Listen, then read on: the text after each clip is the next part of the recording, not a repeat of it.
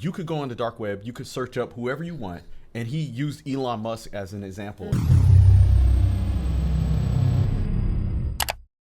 Hey y'all, welcome back to TNT podcast. I'm your girl Tasha. I'm T. What's up? So what we talk about today, babe? All right, so TikTok is officially being banned. So the Supreme Court has voted to uphold the ban on TikTok. We got days. Yes, I believe just about a week, and then they're going to be getting rid of the app.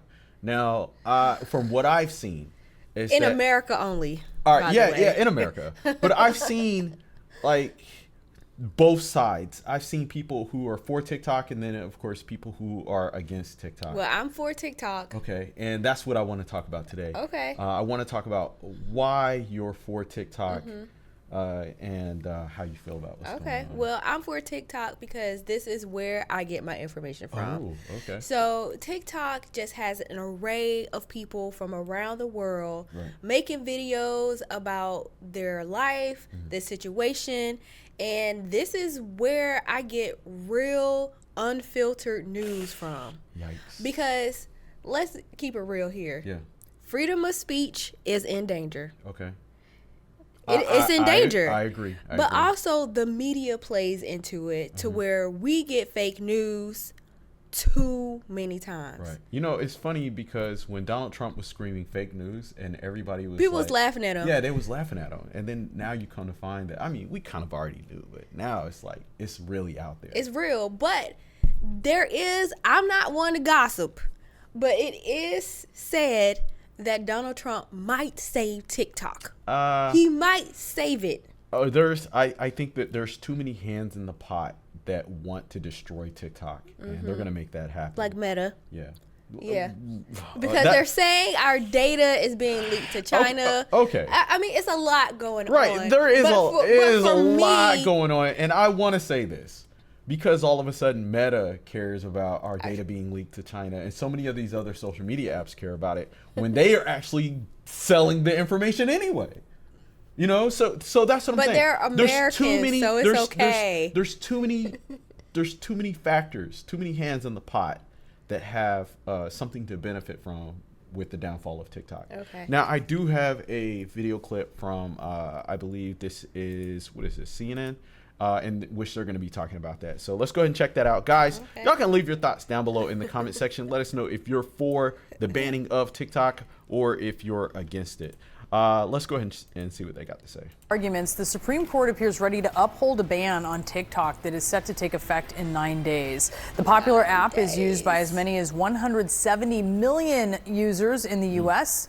A bipartisan law orders TikTok to shut down in 9 days unless it finds a new owner that is not in China or the Supreme Court takes action. To give you some background, lawmakers fear that through TikTok, China could acquire Americans' private data or could push propaganda that would sow discord. It's a risk that TikTok's lawyer acknowledged. Right, so really quick, there was a couple of weeks ago, or maybe a few months ago, they had said that there was like the largest data breach that had ever happened, where people's medical information, social security, credit information, all of that had been leaked onto the dark web. It has. Somebody had said that you could go on the dark web, you could search up whoever you want, and he used Elon Musk as an example, and he pulled up Elon Musk's social security number and was saying how he should not be able to have that information, but that was due to America's lack of security in their institutions that are supposed to safeguard our personal information. Definitely. And so it's like China could have access to our data through TikTok, but they already have access to it because our government doesn't know how to defend themselves against cyber criminals. They also protect them. So our data is already out there. If China wanted it, they could have it. I'm sure they probably already have it. I'm pretty sure, but also people, I see the concern, but if they have that concern, also have the concern with the U.S. companies that are using our data in the same way. Yeah. Don't just try to protect us in one area because it's China and Meta and whoever else is just mining us for our information and our social security and our spending habits and things of that nature. So it's like, are you really concerned about protecting the American people? No, I don't think think so.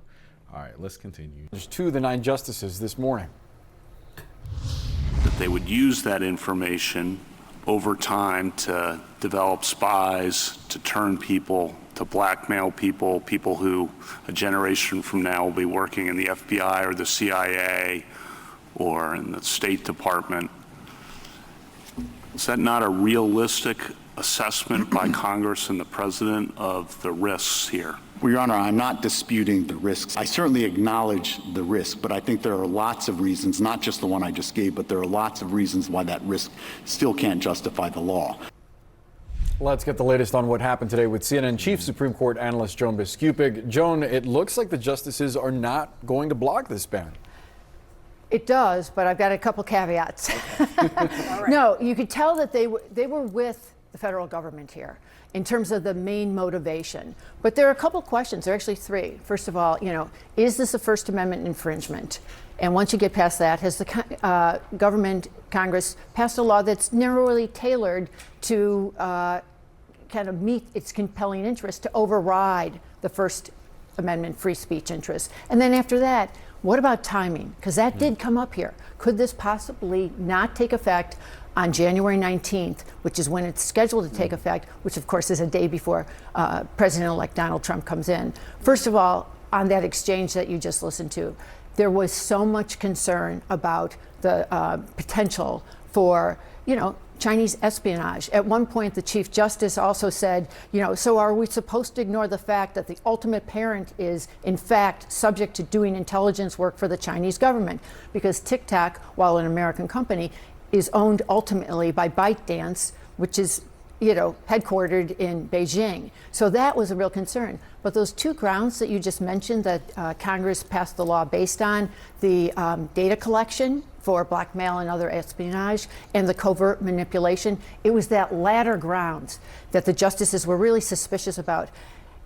Doesn't everyone know now that TikTok is owned by a Chinese parent company? Wouldn't they know that potentially that there could be some manipulation? So I think the justices might not agree with the government on the extent of the grounds here. So really quick, because she had talked about how TikTok's parent company ByteDance is owned by the Chinese parent company, and I was thinking to myself about Disney and maybe about half of all the top Fortune 500 companies who have who are partially owned by China. Yeah, and also a lot of our farmland, is owned by China. Yeah, they're literally buying this country. Yeah, America is for sale. Yeah. And it's kind of like, okay. Now you concerned? Yeah, now you concerned? You know what I'm saying? Like it didn't concern you when they was buying all the beef companies, buying companies like American Steel and shit? Like what's really going on? Yeah. So I think this whole debacle with TikTok is fascinating, especially since you say that you get your media from TikTok. You don't watch the traditional news sources as much anymore, but it's also shown that more people are getting their information from online sources like TikTok or YouTube versus CNN, Fox News, and stuff. Because I can also share information with people that I would have never been able to. Okay, right. TikTok is a way that people can build community. Yeah, right. And once we start talking with one another, it's kind of like being in a corporation and they tell you, don't tell your coworker how much you make. Oh, yeah. And they make it seem like it's in order to protect you, but really it's to protect them and how bad they lowballed you. Okay. Yeah. And so I feel like TikTok is the same way. Right. It's like the media is telling us lies, but and it is like, oh, you're telling me this is for my benefit and this is the truth. Right. And there's so much propaganda on the news. However, TikTok is full of real people. Yeah, a lot of times when something is going on, you can type in the search and you will see somebody on the ground saying this is what's going on. This is what really is happening. This is what's really happening versus when you watch on the news or TV and they're like, oh, everything's fine, everything's cool, they got it under control. And you go in there and you see, somebody saying, hey, I'm right here, and there are people screaming and, California's on fire. Right. And so there is a certain level of realness or authenticity when you actually see what's going on with your own eyes versus it being tailored through TV. And I can actually speak with these people. We interact with one another. We comment on each other's videos. And that's not something that you can do with the media. Right. I do feel as though the type of people who own the media now is more propaganda than anything. Yeah, absolutely. Absolutely. And they're partially the ones who are responsible for wanting to ban TikTok because not only is it a threat to other social media companies, but it's a threat to the people who are able to shape the narrative through these types of media outlets. And so one other thing is because we're able to share information on TikTok, a lot of people have been able to mobilize unlike they have been before. Right. And so saying we're going to unionize or we're going to have a strike or we're not going to buy from this company anymore because they don't pay their workers a fair wage. No other social media platform has been able to do that. Not Facebook, not Instagram, not Snapchat. And that is what makes it dangerous.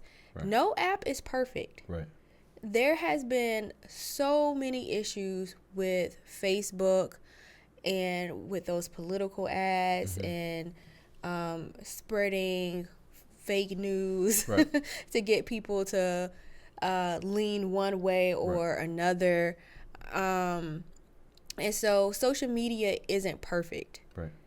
But TikTok, as much as people think it's just a dance app, obviously it's not, because they wouldn't be so adamant. So adamant about getting rid of this app. Right. Yeah. And if you're not on it, you don't understand it. A lot of people are like outsiders just looking in.